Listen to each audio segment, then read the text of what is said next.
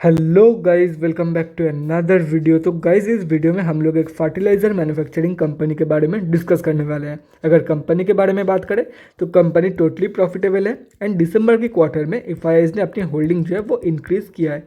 LIC की 10% के आसपास की होल्डिंग है इस कंपनी में एंड प्रोमोटर्स की होल्डिंग इस कंपनी में 75% के आसपास है और प्रोमोटर्स में सिर्फ एक ही जन है, वो है president of India. President of India की 75% के आसपास की होल्डिंग है और वो अकेले ही प्रोमोटर है इस कंपनी में। और हम आप जैसे छोटे मोटे रिटेलर्स की जो होल्डिंग है वो अराउंड 10% के आसपास निकल के आ रही है। तो गाइस, इस वीडियो में हम लोग बेसिकली 3 पॉइंट्स कवर करने वाले हैं। First point is fundamental analysis. यहाँ पे हम लोग देखेंगे कि कंपनी कौन सी है एंड कंपनी फंडामेंटली कैसी है for short term trade and long term investment purpose. Second point is volume analysis. Volume को एनालाइज करके हम लोग फ्यूचर ट्रेंड के बारे में अंदाज़ा लगाने की कोशिश करेंगे। And the third point is technical analysis. यहाँ पे हम लोग डिस्कस करेंगे डिफरेंट टेक्निकल्स के बारे में, मतलब कहाँ पे आप लोग बाय करके चल सकते हो एंड क्या आप लोगों की टारगेट रहने वाली है। तो गाइस, बिना टाइम वेस्ट किए पहली पॉइंट की तरफ बढ़ते हैं और देखते हैं कि कंपनी कौन सी है एंड कंपनी फंडामेंटली कैसी है। तो गाइज़, यहाँ पे आप लोग कंपनी का नेम देख सकते हो, नेशनल फर्टिलाइजर्स लिमिटेड। कंपनी जो है वो नेम से ही पता चल रहा है कि कंपनी फर्टिलाइजर्स मैन्युफैक्चर करती है। यहाँ पे भी आप लोग देख सकते हो। और अगर इससे भी डिटेल में कुछ जानना है कंपनी के बारे में तो कंपनी के वेबसाइट में जाके आप लोग जान सकते हो। बीएससी एंड एनएससी दोनों में ही लिस्टेड कंपनी है एंड 2900 करोड़ के आसपास की कंपनी की मार्केट कैप है। 28 की पी है, 9.04 की आरओसीई एंड 12.2 की return on equity. Book value से हाई में ट्रेड कर रही है एंड एक साल में ठीक ठाक रिटर्न ये कंपनी आप लोगों को दे के जा रही है। लास्ट 6 मंथ्स की रिटर्न नेगेटिव में है एंड लास्ट 3 ईयर्स की सेल्स ग्रोथ 10% है। फेस वैल्यू 10 रुपये की है एंड डिविडेंड कंपनी नहीं देती है। प्रोज एंड कॉन्स के बारे में डिस्कस करें तो गाइज, ये जो पॉइंट है ये टोटली मतलब फर्जी पॉइंट है, टोटली गलत लिखा हुआ है। कंपनी डेट रिड्यूस नहीं इंक्रीज किया, मैं आप लोगों को दिखा दूंगा। डेप्टर डेज इंप्रूव हुई है। कॉन्स में अगर डिस्कस करें तो company has low interest coverage ratio, last 5 years की sales growth and last 3 years की रिटर्न ऑन इक्विटी काफ़ी कम निकल के आ रही है, जैसे कि आप लोग यहाँ पे देख सकते हो, लेकिन पॉजिटिव में है। देखो, 5 साल की कंपैरिजन में 9% की सेल्स ग्रोथ काफ़ी कम है एंड 3 साल की कंपैरिजन में 12.35% की रिटर्न ऑन इक्विटी काफ़ी कम है। लेकिन अगर देखा जाए तो एटलीस्ट ये पॉजिटिव में तो है। काफ़ी सारे कंपनियों की तो ये नेगेटिव में रहती है।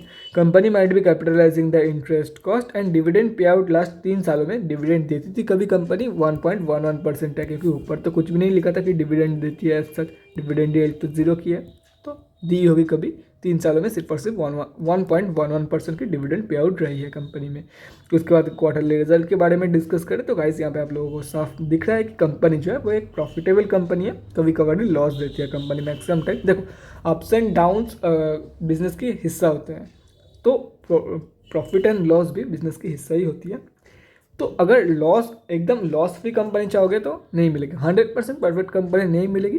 तो बिजनेस की एक पार्ट है, लॉस भी बिजनेस की एक पार्ट ही है। तो कंपनी मैक्सिमम टाइम प्रॉफिट देती है और यहाँ पे भी आप लोग देख सकते हो करंट रिटेल में 103 करोड़ के आसपास की कंपनी प्रॉफिट दे रही है।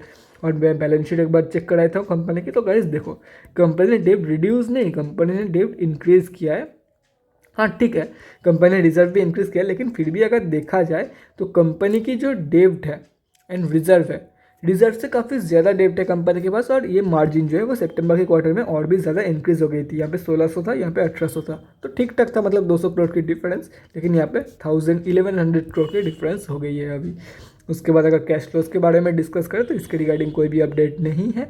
शेयर होल्डिंग पैटर्न 74.71% पैसा प्रोमोटर्स की ही लगे हुए हैं। एफआईआईज ने अपनी होल्डिंग इंक्रीज किया है और एफआईआईज की किसकी होल्डिंग है 0.81% यहाँ पे मेंशन नहीं है। डीआईआईज में मैं आप लोगों को चेक करा देता हूँ। एलआईसी की भी होल्डिंग है इस कंपनी में, 10% के आसपास एलआईसी की होल्डिंग है। General insurance corporation of India की भी होल्डिंग है 1.12% and the new India assurance company की भी होल्डिंग है 1.1%। पब्लिक की होल्डिंग 10% के आसपास निकल के आ रही है इस कंपनी में, देख सकते हो 11.28% टू बी एग्जैक्ट। अभी कंक्लूजन पे आते हैं कि कंपनी एक्चुअली कैसी है। देखो गाइस, कंपनी अगर शॉर्ट टर्म के लिए पूछ रहे हो तो मैं आप लोग को बिल्कुल भी रिकमेंड नहीं करने वाला हूँ। बाकी लॉन्ग टर्म के बारे में अगर आप लोग पूछना चाहते हो तो मैं आप लोग को यही बोलूँगा, लॉन्ग टर्म में आप लोग कंसिडर करके चल सकते हो। ऐसा नहीं बोल रहा हूँ कि काफ़ी सही कंपनी है, मल्टीपल रिटर्न देखी जा सकती है, आप लोग कंसिडर करके चल सकते हो। लॉस नहीं करवाएगी आप लोगों की, प्रॉफिट भी होगा लेकिन काफ़ी कम होगा, लेकिन लॉस नहीं करवाएगी आप लोगों को। इस साइड से मतलब इस साइड से आप लोग सेफर साइड पे रह सकते हो, मतलब लॉस के रिस्क के मामले में ये एक सेफर साइड है। लेकिन रिटर्न उतना ज़्यादा आप लोगों को नहीं मिलेगा। ठीक ठाक रिटर्न मिलेगा एक साल में, लेकिन मल्टीबैगर जैसा या तो फिर 50 रुपये के स्टॉक की जो रिटर्न होना चाहिए एक अच्छी कंपनी की, वैसा रिटर्न इस कंपनी के थ्रू आप लोगों को नहीं मिलेगा। प्रॉफिटेबल रिटर्न मिलेगा, लॉस नहीं करवाएगी आप लोग, उस साइड से आप लोग सेफ रह सकते हो। तो गाइस अब हम लोग हमारे दूसरे पॉइंट की तरफ बढ़ते हैं और देखते हैं कि आज कंपनी में क्या हुआ है बेसिकली। तो गाइज यहाँ पे हम लोग आ चुके हैं एनएससी के वेबसाइट पे। कंपनी जो है वो निफ्टी 500 में लिस्टेड है। अगर आज के बारे में डिस्कस करें 20.5 लाख क्वांटिटी के आसपास ट्रेडेड हुई है एंड 1206 लाख रुपीज़ की आज ट्रेडेड वैल्यू निकल के आ रही है। 185 बाइंग ऑर्डर पेंडिंग है 59.2 की प्राइस पॉइंट पे।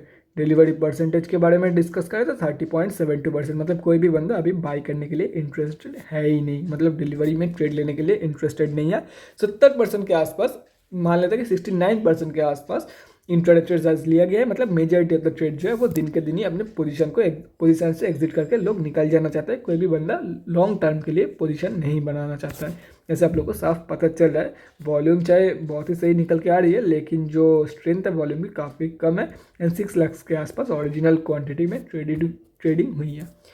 तो गाइज अभी हम लोग डिस्कस करने वाले हैं कि कहाँ पे एक्चुअली, देखो सब कुछ तो देख लिया कि कंपनी फंडामेंटली कैसी है, वॉल्यूम कैसे है, लेकिन कंपनी फ़ायदा आप लोग को तभी कराएगी जब आप लोग बाई करके उसे सेल करोगे और ठीक तरीके से बाई करोगे। तो उसके बारे में हम लोग अभी डिस्कस करने वाले हैं कि कैसे आप लोग इस कंपनी से प्रॉफिट कमा सकते हैं। तो गाइज यहाँ पे हम लोग आ चुके हैं एनएससी की डेली चार्ट पे। आज कंपनी 0.85% अप थी, 59 रुपीज़ के आसपास कंपनी ट्रेड कर रही है। तो यहाँ पे आप लोगों को एक सपोर्ट एरिया दिख रहा होगा और कंपनी जो है वो एक रेजिस्टेंस को ऑलमोस्ट फॉलो करते हुए नीचे, रेजिस्टेंस को फेस करते हुए कंपनी नीचे गिर रही थी। तो यहाँ पे कंपनी में देख सकते हो आप लोग एक ब्रेकआउट हुआ है, तो वेट फॉर द रिट्रेसमेंट, उसके बाद आप लोग डेफिनेटली बाय करके चल सकते हो directly for the target of 72.5। क्योंकि बहुत लोगों को पता होगा, जिन लोगों को नहीं पता है उन लोगों को मैं बताना चाहूँगा। क्योंकि देखो आप लोगों को दिख रहा है कि यहाँ पे एक रेजिस्टेंस है, तो इसे मैंने क्यों नहीं बोला डायरेक्टली 72.5 क्यों बोला मैंने, क्योंकि देखो इस कंपनी जो है इसके अंदर कंसोलिडेट कर रही थी और इस पैटर्न की जो हाई है वो लगभग 72.5 के आसपास निकल के आ रही है। ठीक है, तो मैक्सिमम मतलब 80% टाइम अगर पैटर्न की प्रॉपर ब्रेकआउट होती है और अगर कंपनी रिट्रेसमेंट दे रही है तो 80% केसेस में, रिट्रेसमेंट वाले केसेस में वो प्रॉपर ब्रेकआउट ही रहती है। अदरवाइज अगर कंपनी ऐसे ही ऊपर जा रही है तो फेक आउट है, हो सकता है ये 60.7 या तो फिर 66.65 के लेवल से कंपनी रेजिस्टेंस फेस करके नीचे गिर जाए। अगर रिट्रेसमेंट के बाद ऊपर जा रही है तो एटलीस्ट 72.5 की टारगेट ये कंपनी अचीव कराएगी ही कराएगी। ये श्योर नहीं है कि 78.45 की टारगेट अचीव कराएगी कि नहीं, लेकिन एटलीस्ट 72.5 के ऊपर ही कंपनी क्लोजिंग करेगी, क्योंकि ये इसकी हाई है जैसे कि आप लोग यहाँ पे देख सकते हो। तो अभी दो पॉसिबिलिटी है, या तो फिर कंपनी ऐसे ही ऊपर जाती रहे, तो अगर ऐसे ही ऊपर जा रही है तो 60.7 के ऊपर प्रॉपरली क्लोजिंग के बाद आप लोग बाई करके चलो for the target of 66.65 and 72.50। ठीक है, और अगर कंपनी ऐसा रिट्रेसमेंट मतलब यहाँ से सब बाउंस बैक ले रही है तो ये 50.5 के लेवल पे, मतलब 50 के लेवल से जब कंपनी बाउंस बैक देगी, बाउंस बैक कंफर्मेशन के बाद, मतलब रिट्रेसमेंट हो गई है, उसके कंफर्मेशन के बाद आप लोग डेफिनेटली बाई करके चल सकते हो directly for the target of 72.5, 78.45 and 85। ठीक है, ये हो गया दो ट्रेड। अगर ऐसे ही ट्रेड करती रहे तो भी क्या करना है बता दिया, और अगर बाउंस बैक दे रही है मतलब रिट्रेसमेंट दे रही है तो भी क्या करना है वो भी मैंने बता दिया। अभी वेट करो एंड देखो कि क्या होता है कंपनी में। तो guys that's it for this video. अगर आप लोग चाहते हो तो ये जो सभी के सभी लेवल्स है इसके एक स्क्रीनशॉट लेके रख सकते हो। करंट मार्केट प्राइस जो है वो मैं इरेज कर रहा हूँ ताकि बाद में कोई भी कंफ्यूजन ना हो रिगार्डिंग द लेवल्स।